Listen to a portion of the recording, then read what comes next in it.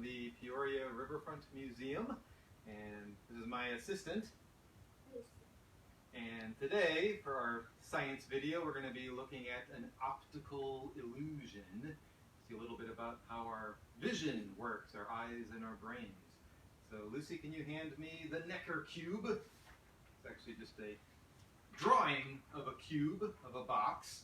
It's called the Necker cube because a guy named Mr. Necker, back in the 1800s, pointed out that there's two ways to imagine this as a box.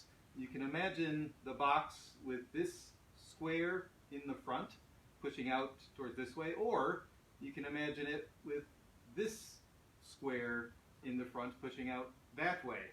And you don't actually imagine, your brain interprets it for you. So your brain will either see it one way or the other way, and if you just watch it for 10, 15, 20 seconds, your brain will flip. And you'll see the cube change from one cube going in one direction to another cube going in the other direction. And you can just keep watching it and it'll keep flipping back and forth, which is pretty cool. Now, for the optical illusion, that wasn't the optical illusion, that was just some background info. Lucy, can you hand me the blue paper dragon? That's the one. Thanks. All right, so for this illusion, we've got that background information. One other piece of background information is that our brains are wired to see faces. This is why we see faces even when there aren't any faces. For example, in the clouds, on rocks, on burnt toast, all over the place we see faces. So right now, before I tell you what the illusion is, I just want you to experience the illusion. We're going to have our camera person move the camera around and change your point of view, going up, down, left, right.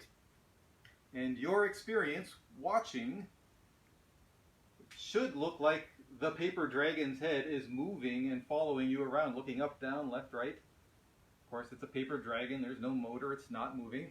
So to see what's actually happening, we'll have the camera person go a little bit too far so you can see around the side of the dragon or above the dragon, and we'll break the illusion.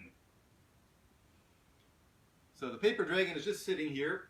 The way it works is the dragon's head, which your brain is interpreting as a face, and like with the Necker cube, it's imagining that face is pushed outward, is actually pushed inward. So it's bent and folded, pushed inward, but as your perspective changes and your brain is imagining or interpreting it as a face and a head that's 3D and pushed out, from each perspective it's going to have to look like the dragon's head is moving. A really cool illusion.